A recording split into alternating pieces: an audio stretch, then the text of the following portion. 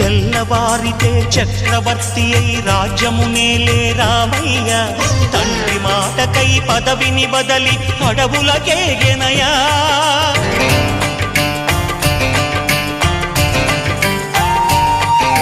మహిలో జనులను కావగ వచ్చిన మహావిష్ణు అవతారమయ్య ఆలిని రక్కసుడపహరించితే ఆక్రోశించెనయా అసురుని త్రుంచి అమ్మను తెచ్చి అగ్ని పరీక్ష విధించెనయా సాకలి నిందకు సత్యము చాటగ కులసతినే విడనాడెనయ నా రాముని కష్టం లోకంలో ఎవరూ పడలేదయ్యా